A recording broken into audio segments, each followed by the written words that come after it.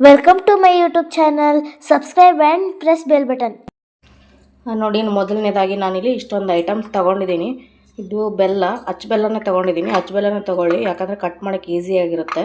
2 ಅಚ್ಚ ಬೆಲ್ಲನ ನಾನು ತೊಗೊಂಡಿದ್ದೀನಿ. ಇದು ಬಂದು ಕುಸರಳ್ಳು ಮನೆಯಲ್ಲೇ ಮಾಡಿರೋಂಥ ಕುಸರಳ್ಳು ಇದು. ಇದ್ರ ವಿಡಿಯೋ ಮಾಡಿಲ್ಲ ನಾನು, ಬೇಕಂದರೆ ನಾನು ಮತ್ತೆ ಯಾವತ್ತೂ ವಿಡಿಯೋ ಮಾಡಿ ಹಾಕ್ತೀನಿ. ಇದು ಬಂದು ಜೀರಿಗೆ ಪೆಪ್ಪರ್ಮೆಂಟ್ ತೊಗೊಂಡಿದ್ದೀನಿ.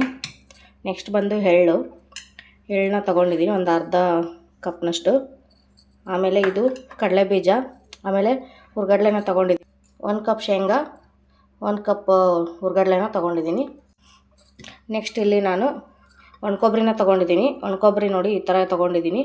ಇದನ್ನು ಮೇಲ್ಗಡೆದು ಎಲ್ಲನೂ ತುರಿದ್ಬಿಟ್ಟು ಇದನ್ನು ಸಿಪ್ಪೆ ತೆಗಿಬೇಕು. ನೋಡಿ ನಾನು ತೋರಿಸ್ತೀನಿ ಹೆಂಗೆ ಅಂತ. ನಾನು ತೆಗೆದು ಇಟ್ಕೊಂಡಿದ್ದೀನಿ ಇವಾಗಲೇ. ಇಲ್ಲಿ ನೋಡಿ, ಇಲ್ಲಿ ನಾನು ತುರಿದು ಇಟ್ಕೊಂಡಿದ್ದೀನಿ ಈಗಾಗಲೇ. ನೋಡಿ ಎಷ್ಟು ಕ್ಲೀನಾಗಿ ತುರಿದು ಇಟ್ಕೊಂಡಿದ್ದೀನಿ, ಫುಲ್ಲು ವೈಟಾಗಿ ಬಂದಿದೆ. ಈ ತುರಿದಿರೋದನ್ನು ನೋಡಿ, ಈ ಥರ ಫುಲ್ ತುರಿದಿರೋದನ್ನು ಹಂಗೆ ಇಟ್ಕೊಂಡಿರಿ. ಇದನ್ನು ಬಿಸಾಕೋದೇನು ಬೇಕಾಗಲ್ಲ. ಇದೇನಾದರೂ ಸಾಂಬಾರಿಗೆ ಅಥವಾ ಪಲ್ಯಕ್ಕೆ ಅಥವಾ ಪುಳಿಯೋಗರೆ ಏನಾದರೂ ಮಾಡಿದ್ರೆ ಇದನ್ನ ಯೂಸ್ ಮಾಡ್ಕೋಬೋದು. ಈ ರೀತಿ ನಾವು ಫುಲ್ ಇದನ್ನ ಮೇಲ್ಗಡೆದೆಲ್ಲ ತೆಗೆದು ವೈಟಾಗಿ ಇಟ್ಕೋಬೇಕು. ನೆಕ್ಸ್ಟು ಬೆಲ್ಲನ ಕಟ್ ಮಾಡಿ ಇಟ್ಕೊಳ್ಳೋಣ. ಇವಾಗ ಬೆಲ್ಲನ ಕಟ್ ಮಾಡ್ತಾಯಿದ್ದೀನಿ ನೋಡಿ. ಈ ಥರ ಅಚ್ಚ ಬೆಲ್ಲ ತೊಗೊಂಡ್ರೆ ಕಟ್ ಮಾಡೋಕ್ಕೆ ಚೆನ್ನಾಗಿರುತ್ತೆ.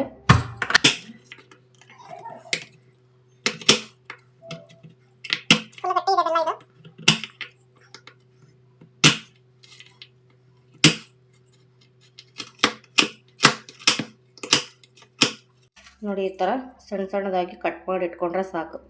1 ಬೌಲ್ ಬೆಲ್ಲನ ನಾನು ತೊಗೊತೀನಿ, ಕಟ್ ಮಾಡಿ ತೋರಿಸ್ತೀನಿ ಕೊನೆಯಲ್ಲಿ. ಇವಾಗ ನೋಡಿ 2 ಅಚ್ಚ ಬೆಲ್ಲನ ನಾನಿಲ್ಲಿ ಕಟ್ ಮಾಡಿ ಇಟ್ಕೊಂಡಿದ್ದೀನಿ. ಇವಾಗ ನೆಕ್ಸ್ಟ್ ನಾವು ಒಣ ಕೊಬ್ಬರಿನ ಕಟ್ ಮಾಡಿ ಇಟ್ಕೊಳ್ಳೋಣ. ಒಣ ಕೊಬ್ಬರಿನ ಇದೇ ಥರ ಸಣ್ಣದಾಗಿ ಕಟ್ ಮಾಡಿ ಇಟ್ಕೊಳ್ಳೋಣ. ಇವಾಗ ಈ ವಿಡಿಯೋ ಇಷ್ಟ ಆದರೆ ಪ್ಲೀಸ್ ಲೈಕ್ ಮಾಡಿ, ಶೇರ್ ಮಾಡಿ, ಕಮೆಂಟ್ ಮಾಡಿ. ಹೊಸಬ್ರು ಯಾರಾದರೂ ನಮ್ಮ ಚಾನಲ್ನ ನೋಡ್ತಾ ಇದ್ದರೆ ಪ್ಲೀಸ್ ನಮ್ಮ ಚಾನಲ್ನ ಸಬ್ಸ್ಕ್ರೈಬ್ ಮಾಡಿಕೊಂಡು ಪಕ್ಕದಲ್ಲಿರೋ ಬೆಲ್ ಬಟನ್ನ ಪ್ರೆಸ್ ಮಾಡಿ. ಆವಾಗ ನಾನು ಹಾಕೋ ವೀಡಿಯೋಸ್ ನೋಟಿಫಿಕೇಷನ್ ನಿಮಗೆ ಬಂದು ತಲುಪುತ್ತೆ. ಆವಾಗ ನೀವು ಎಲ್ಲರಿಗಿಂತ ಮುಂಚೆನೇ ನಾನು ವೀಡಿಯೋಸ್ ನೋಡ್ಬೋದು ಅಂತ ಹೇಳೋಕ್ಕೆ ಇಷ್ಟಪಡ್ತೀನಿ. ನೋಡಿ ಈ ರೀತಿ ಸಣ್ಣದಾಗಿ ಕಟ್ ಮಾಡಿ ಇಟ್ಕೊಂಡಿದ್ದೀನಿ ಎಲ್ಲನೂ.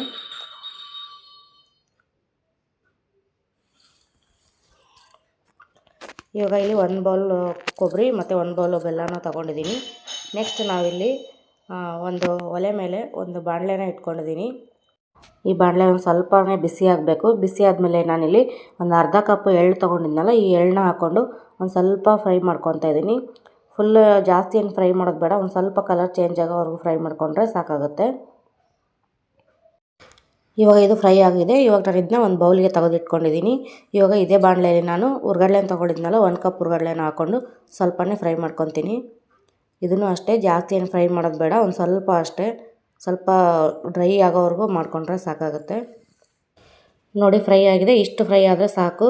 ಇವಾಗ ನಾನು ಇದನ್ನ ಎಳ್ಳು ಹಾಕ್ಕೊಂಡಿದ್ನಲ್ಲ ಅದೇ ಬೌಲ್ಗೆ ಹಾಕ್ಕೊತಾ ಇದ್ದೀನಿ.